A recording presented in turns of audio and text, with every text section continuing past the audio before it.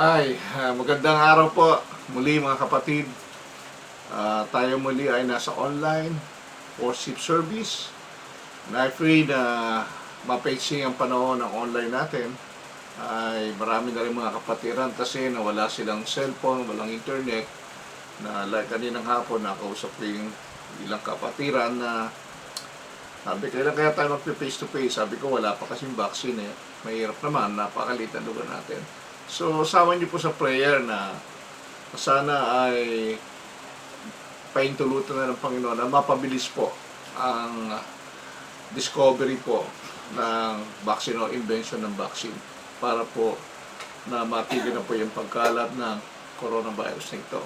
So, ito po yung final topic natin sa responding to the will of God according to James chapter 4 verse 13-17. No, yung ating topic ay umiikot po tayo doon sa chapter 4 verse 13-17. So tayo po muna ay dumulog sa Panginoon at manalangin. Purihin ka, aming amang Diyos sa langit na makapangyarihan sa lahat. Muli kami po ay lumalapit sa iyong trono sa pamagitan ng kapangyarihan na pinagkaloob sa amin ng iyong anak na si Jesus. Ay nagpapasalamat po kami, Panginoon, sa iyong kabutihan, sa iyong araw-araw na pag-iingat sa amin, sa araw-araw po ng provisyon, sa araw-araw po ng kalakasang buhay na walang hanggan na binigay mo. Almost 7 months, Panginoon, kami po ay hindi na nagkakita-kita mga anak mo ng face-to-face, namimiss na po namin bawat isa. But still, Lord, na alam namin ikaw ay may layunin kung bakit niyo po pinahintulutan na mangyari ang mga bagay nito. Dalangin po namin, O God, na ikaw po ang manguna sa aming pag-aaral patungkol po sa pagtugon po sa iyong kalooban sa buhay ng iyong mga anak. Tunay, O God, buksan mo patuloy ang isip at puso ng mga makikinig upang sa ganon, Panginoon, ay malaman nila ang iyong kalooban sa kanilang buhay. Tunay, O God, we declare, we thank you, ang Holy Spirit, ang siyang gagabay sa aming pag-aaral at siyang tunay na magtuturo sa amin. Salamat, Panginoon, ikaw ang aming patuloy namin sasambahin sapagkat sa iyo po ang kaharian, ang kapangyarihan, ang kapurihan, magpakailanman. Ito po ang aming dalangin na may pasasalamat in the mighty name of your Son, Jesus. Amen. Tuloy natin sa James chapter 4 verse 13-17. Basahin muli natin yung text. Come now you who say, today or tomorrow, we will go to such and such a city. Spend a year there, buy and sell, and make a profit. Whereas you do not know what will happen tomorrow. For what is your life? It is even a vapor that appears for a little time and then vanishes away. I believe that James is talking here to the unbeliever. Verse 15. Instead, you ought to say, if the Lord wills, we shall live and do this or that. But now you boast in your arrogance. All such boasting is evil. Last verse. Therefore, to him who knows to do good and does not do it, to him it is sin. Ito yung topic natin, yung tema natin na responding to the will of God, ay tinignan natin yung 4 possible attitude o last week Sunday, tinakil natin yung 3 possible attitudes toward the will of God. No? Una, yung the foolishness of ignoring God's will, the arrogance of denying God's will, the sin of disobeying God's will. So, ang isang katotohanan na sinasabi po dito sa verse 17 po ng James, no? Babalikan lang natin na mabilis na review lang. Na sabi niya, therefore to him that knows to do good, that is to do God's will, and does it not, sin it is to him.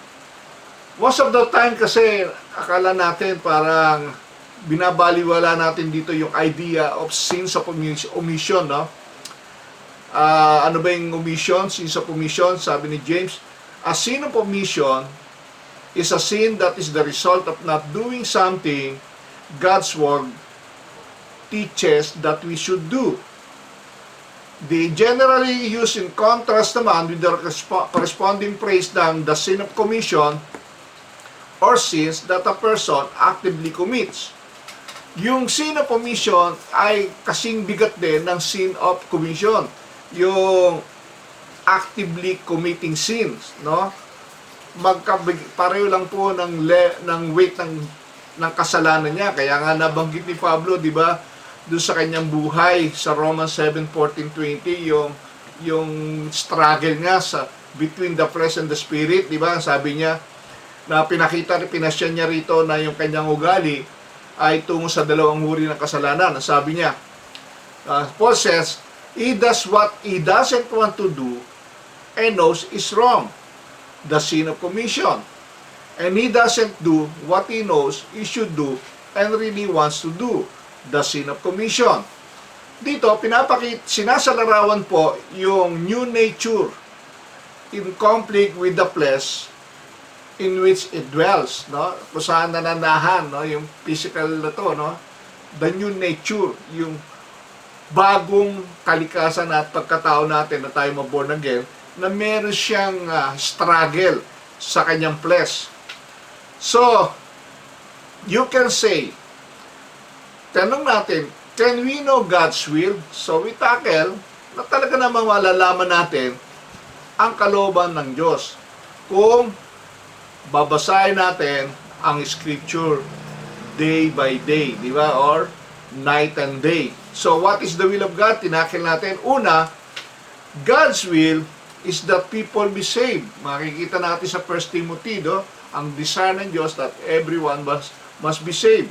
1 Timothy 2:3-4. Secondly, God's will is that you be spirit-filled. Sabi diyan, daway kayo mapuspos ng Espiritu ng Diyos, hindi ng Espiritu ng ala. Thirdly, God's will is that you be sanctified or living of your life. Ang gusto ng Panginoon ay mamuhay tayo na may kabanalan, malinis, dalisay na pamumuhay, na lumayo po tayo sa mga immorality, sexual immorality, sa mga tawag dito, mga lying, no? Stealing, murder, no? Iwanan natin yung ganong klase ng pamuhay, paninirang puri ng kapwa, no? Paglayo sa mabubuting gawain, no? Ay ang nais ng Diyos, tayo po ay patuloy po mabuhay na may kadalisayan. Fourthly, God's will is that you be submissive to those in authority over you. Kita natin sa 1 Peter yan. So, that is the will of God. That's God's will. Yung apat na yon. Apat lang yon na tinakil natin, nakita ko importante, pero marami pa na tayo madidiscover na kalooban ng Diyos sa buhay ng kanyang mga anak kapag patuloy natin binabasa ang kanyang salita night and day. So you have three possible negative ways you can treat the will of God. Diba? Yung tatlong yon, mga negative ways yan eh. One, you can just live ignoring the will of God if there were no God at all. Para bang wala naman talagang Diyos, di ba? Pangalawa, you could acknowledge there is a God, but that your will is supreme to His will. Sabi mo, may Diyos eh. Pero, para pinapakita mo na mas makapangyarihan pang ikaw kesa sa Diyos. Yung pangatlo, you can acknowledge there is a God whose will is supreme and just not do it. Alam mo, ina-acknowledge mo na meron Diyos na makapangyarihan sa lahat, ngunit hindi mo naman ginagawa ang kanyang kalooban sa iyong buhay. So, yun yung mga bagay na katangian na ng isang mananampalataya na hindi na mas musunod. No? Si Ben, na hindi ito yung mga bagay na dapat na nakikita sa mga mananampalataya. So, the things that characterizes a believer is found in verse 15. No, yung katangian ng isang mananampalataya ay makikita natin dito sa verse 15 ng James chapter 4. Yung kanina, yung tatlo, yun yung mga katangian na hindi dapat makita sa mga believer kasi yun ay katangian ng mga unbeliever. Tama po ba?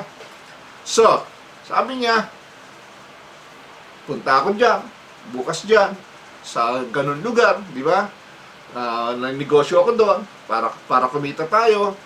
Pero sabi nga, hindi mo nga alam kung ano mangyayari bukas. Sabi ni James, ano ba ang buhay mo? Para ka lang naman isang vapor, isang bula. Maya't maya biglang mawawala. For a little while, it vanishes away. So sabi niya, instead, in verse 15, you ought to say, if the Lord's will, we shall live and do this or that. Sa halip, sabi niya, kung kalooban ng Diyos ay mabuhay tayo doon, magnegosyo tayo, di ba, at kumita tayo, kung kalooban ng Diyos. Dapat ganun daw. Ang isang karakter o katangian ng isang mananampalataya na tunay na nakadepende sa kalooban ng Diyos at nagtitiwala sa Diyos na nagligtas sa Kanya at nagbigay ng buhay na walang hanggan at patawad sa Kanyang kasalanan. So sabi nga, you ought to say, if the Lord's will, we shall live and do this or that. Okay, di ba yun ang tama? Ang ibig ko sabihin, our life or your life is blessed in the acknowledging of God's will. Yun ang ibig ko sabihin. Kapag ina-acknowledge mo, nire-recognize mo ang kalooban ng Diyos at ginagawa mo, nabibless ka. At ito yung ating pag-aaralan, the 4 attitudes towards the will of God. The blessing of acknowledging God's will. Ito ay nasa verse 15. That is the 4th point. The blessing of acknowledging and inherent in that obeying God's will is a positive attitude na sinasabi ni James. You remember, natatandaan niyo po ba yung sinabi ni Jesus do sa John chapter 13 verse 17?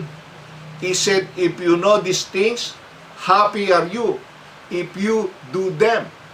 Sa New King James sabi niya, if you know these things, blessed are you if you do them. Ano yung sinasabi rito? Ano ba yung story rito? Ito yung istorya ng kung saan inugasan ni Jesus yung paha ng mga apostol ng mga disciples. Na sabi ni Peter, no. Sabi niya, huwag mo ugasan.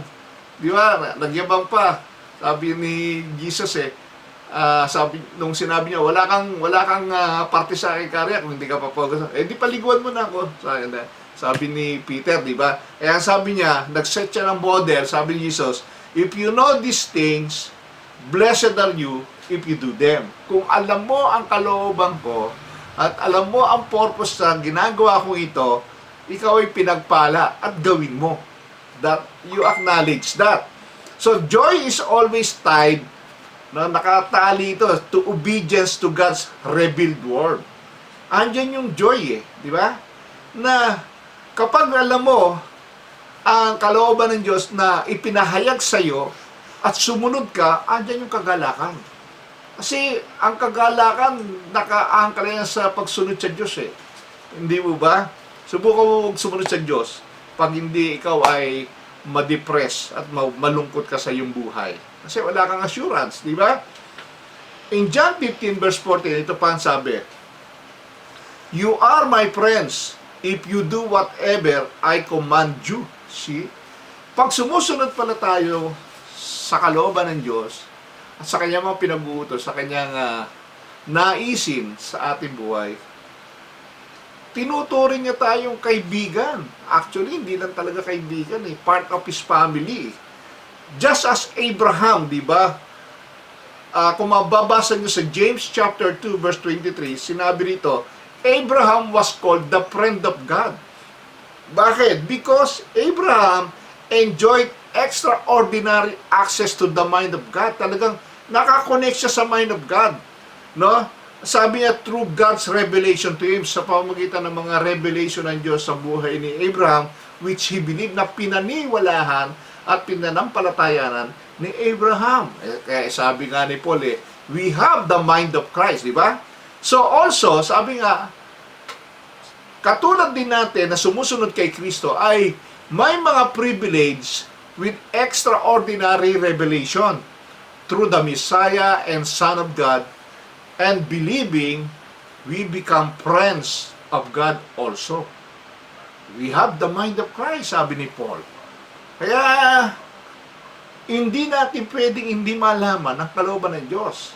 Kasi, sabi ko, you delight in the Word of God, di ba? He will give you the desire of your heart, no? Na pinaplanted ng Diyos sa puso natin yung kanyang kalooban kasi may connection ka. Hindi mo namamalayan na yung gusto mo mangyari ay itinanim ng Diyos sa puso mo para yung gawin mo at yun ang gagawin ng Diyos sa buhay mo. Ako kanyo ang ibig sabihin? Kasi nga, ay ikaw ay may pusong masunurin at ina-acknowledge mo ang Diyos sa buhay mo sa lahat ng ginagawa mo. So, it was for His friends that the Lord laid down His life. Saan ka nakakita ng kaibigan na binigay ang buhay niya para sa iyo? Si Jesus lang yun. Ayaw po kung may kilala ka, kung may kaibigan ka pang namatay para sa iyo. Only Jesus can do that. No? Namatay, ibinigay ang buhay para sa iyo upang ikaw ay magkaroon ng buhay na walang hanggan. Walang hanggan. Kung may kaibigan ka man, talagang binigay niya ang buhay para sa iyo, pero hindi pang walang hanggan yun. Pero si Jesus, ibinigay niya ang kanyang buhay sa mga kaibigan niyang tinuturing para mabuhay. Amen? Yan ay nasa John 15:13, John 10:11, 15, and 17. So, ang isang tunay na mananampalataya ay nagpapakita ng kanyang buhay sa isang plano kung saan nakasentro sa kanyang Diyos. Lahat ng plano niya nakasentro kay Lord. No? Nakakonect. No? Tingnan natin po yung nabasa sa Joshua chapter 9, the children of Israel, no? About the children of Israel. It said in verse 14, they got into a lot of trouble. They were disobedient. They made a foolish arrangement with the Gibeonites, which turned out to harm them. And I was reading, I noticed the 14th verse of it says, ang sabi rito sa verse 14 ng chapter 9, no? Kasi, mga pasaway no? Talagang nagdesisyon ng para sa sarili lamang nila, kaya na-involve sila sa trouble, nagka-problema sila. In Joshua 9:14 sabi, so the Israelites examined their food, but they did not consult the Lord. Grabe siya. Hindi nagkonsulta muna sa Diyos bago sila nakapag-alay, no, sa mga Gibeonites. So yun, nadamay tuloy sila sa gulo, no? So they asked not counsel at the mouth of the Lord. They did without God. They didn't let His sovereignty touch every dimension of life. Yun ang nangyari kila Joshua at sa mga leader ng Israel. If you want to live life the way God intended us to live it, then we put God at the center of all our plans. Dapat lahat ng plano mo, kasama mo si Lord. The true believer is the one who seeks divine counsel. Lagi siyang nagpipray, Lord, tama ba itong gagawin ko? Tama ba itong aral ko? Tama? So, for every decision na gagawin mo, you ask the counsel of God. No? The true believer is the one who has a heart to obey the counsel he seeks. No? Ang tunay na mananampalataya, kaya nakalagay dito true eh. Kasi maraming hindi true, hindi totoong believer. Sabi lang nila believer sila, pero hindi naman totoo. The true believer is the one who has a heart to obey the counsel he seeks. So, makikita din naman natin talaga, since we are not a perfect, hindi naman tayo perfecto, at sigurado naman, ay may mga time we disobey. Di ba? Hindi naman tayo perfect eh. Hindi ko ako. Most of the time, nadi-disobey ko rin si Lord, di ba? But, there are times of disregard and even defiance against God's will, di ba? May mga time na ganun. Nagagawa natin yung mga bagay na hindi natin dapat gawin, na hindi nakalulugod sa Diyos. But, ito maganda, but deep down in our heart is that longing to do that which His will dictates. Pero sa puso natin, di ba, dahil tayo mga mananampalataya, gustong-gusto natin gawin yung dinidikta ng Espiritu ng Diyos sa atin. Di ba? There are times talagang gustong-gusto natin from the heart. Ano yung mga bagay niyon? Submission to the divine authority. No? Pagpapasakop sa divine authority, sa kapangyarihan ng Diyos. Submission to divine will. Di ba? Submission to the divine providence is basic to the life of a believer. Yung pagpapasakop. Diba? Sa kapangyarihan ng Diyos at sa kalooban ng Diyos. Yun ang basic life ng isang mananampalataya. Amen? So, the Christian accept the Lordship of Christ over all His plans. And so he says, ang Kristiyano, dahil alam niya, ay yung pagiging Panginoon ni Kristo sa kanyang buhay, ay sinasabi niya, every decision, if the Lord's desires, we shall live.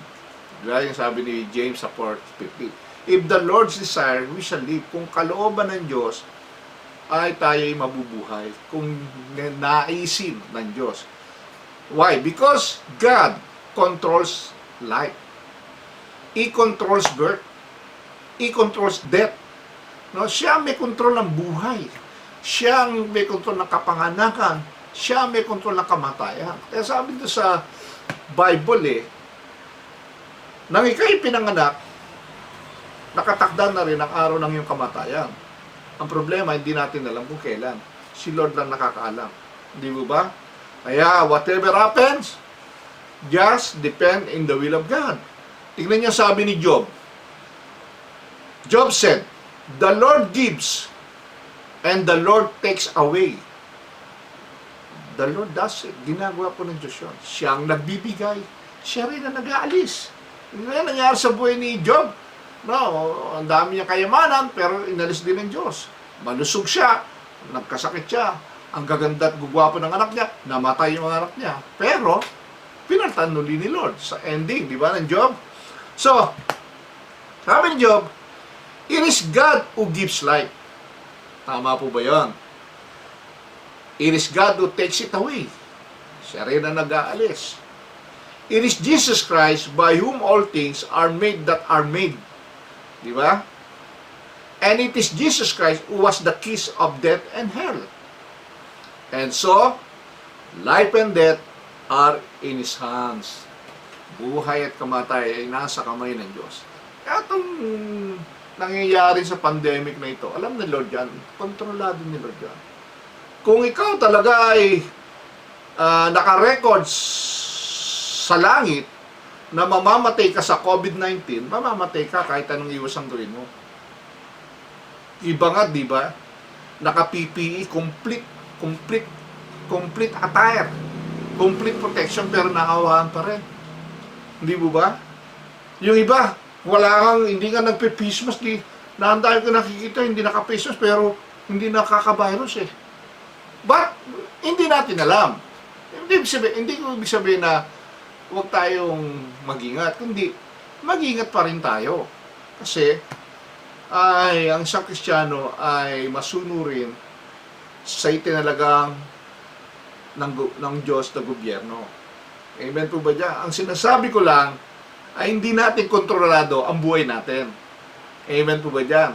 But still, we have to pray, Lord, huwag mong pahintulutan na ako'y mamatay sa COVID-19. Amen? Kundi gamitin nyo ang aking buhay sa COVID-19 na ito na makita ang pagpapala at proteksyon mo sa pandemic na ito, na kailanman hindi mo pinabayaan ang iyong mga anak. Yan ang magandang prayer. Amen? So, he says in James, if God desires, we shall live. And if God desires, we will do this or that. Yon.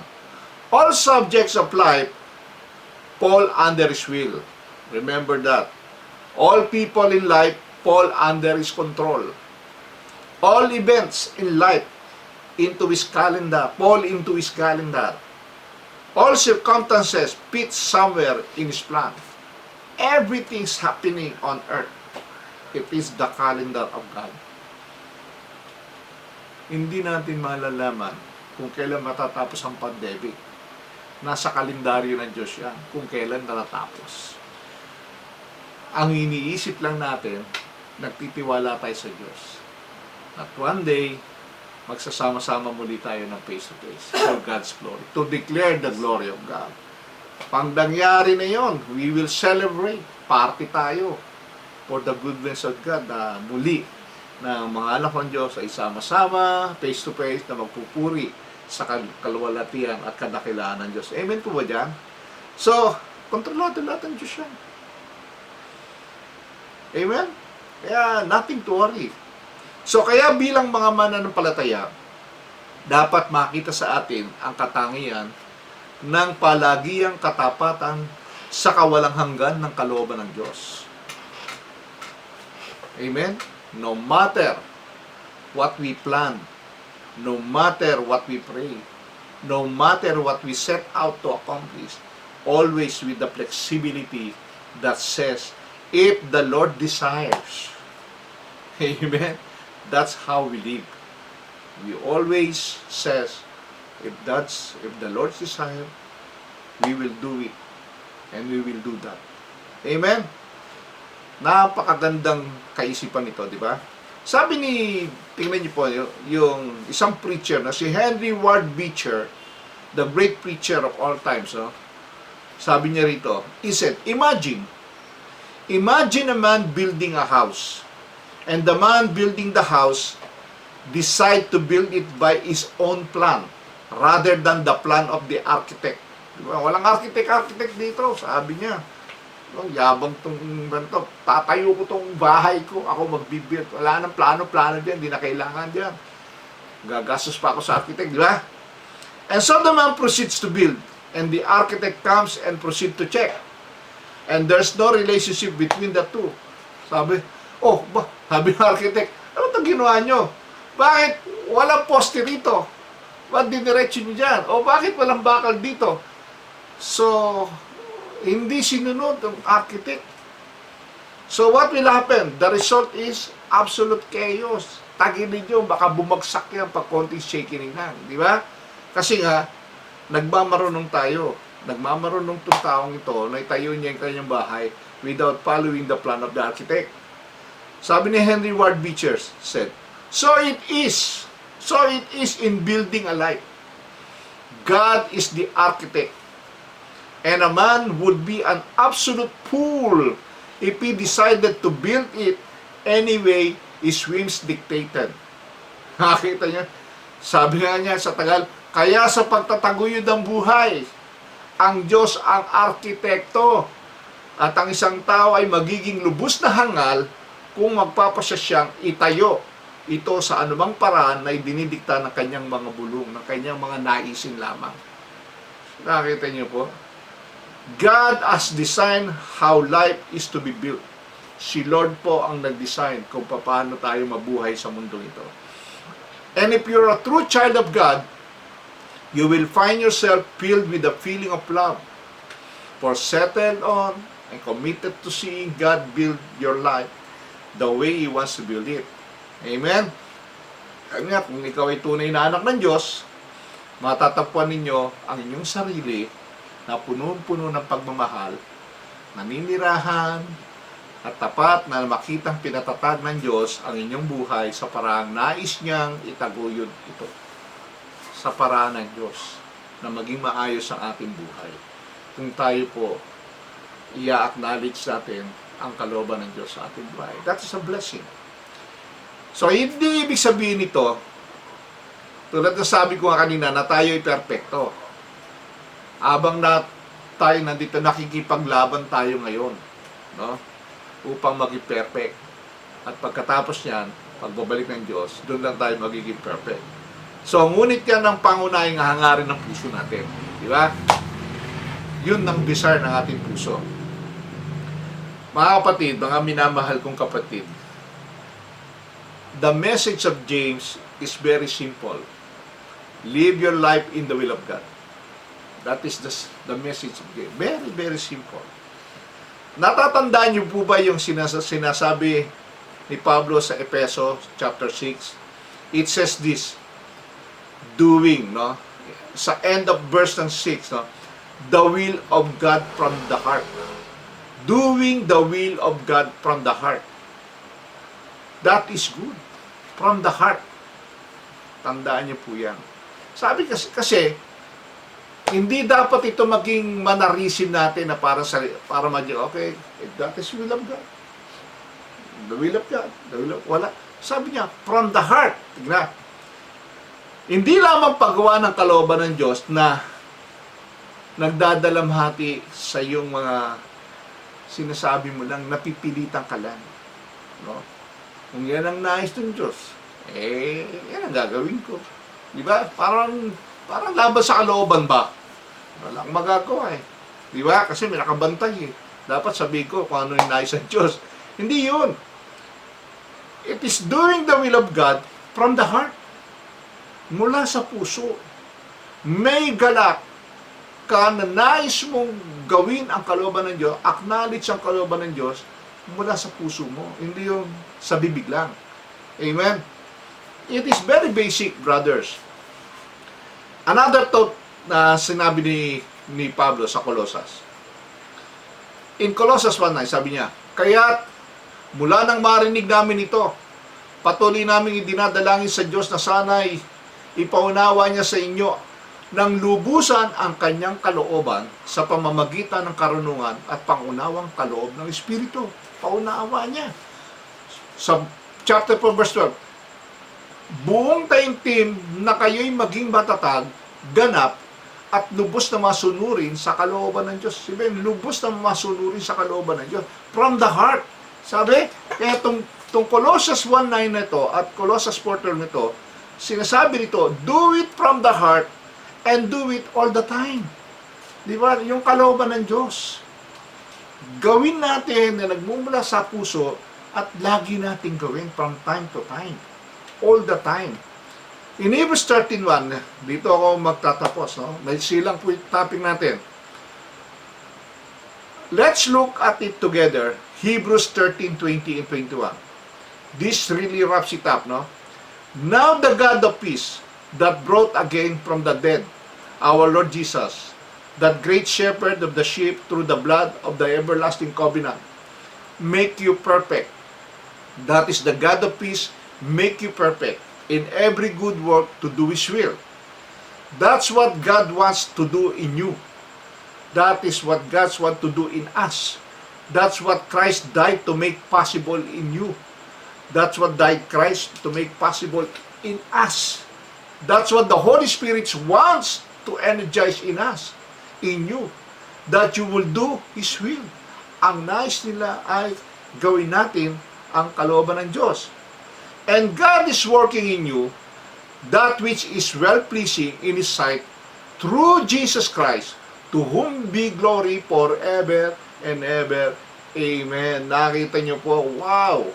A kind of benediction, yung pagbabasbas, no, na pananalita na ito. Sabi niya, do it with all your heart, do it all the time.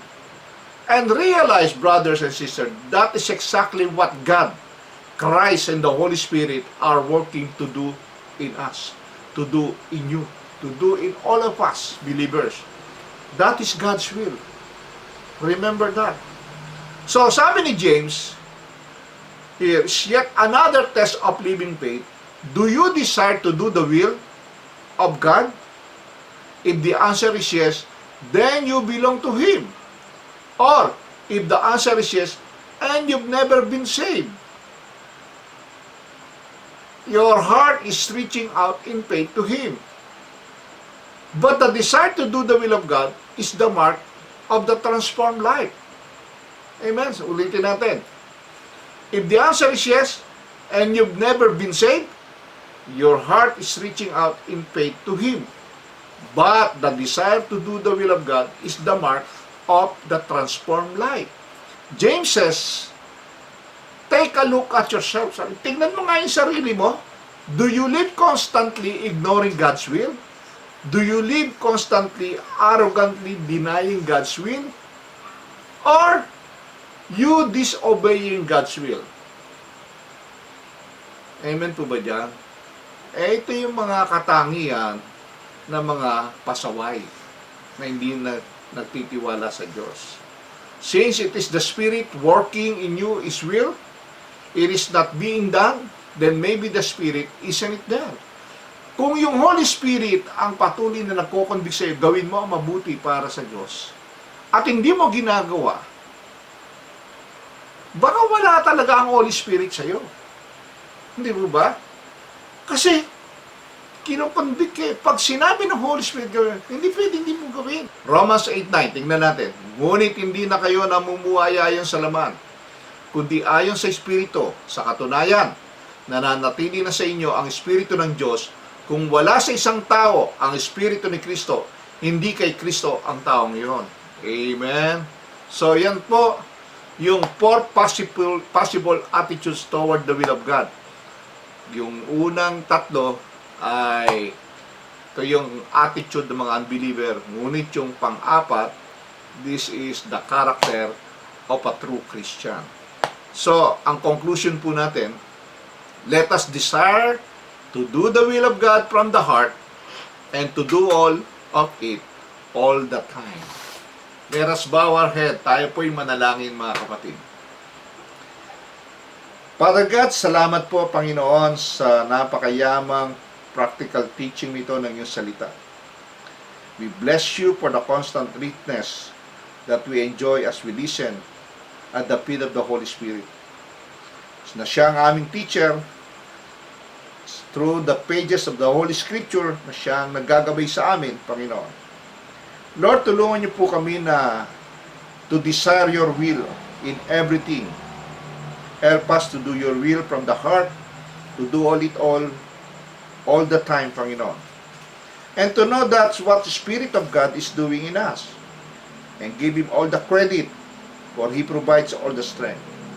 Kami po'y nagpapasalamat, Panginoon, na ang lahat ng kapurihan ay sa iyo, Panginoon.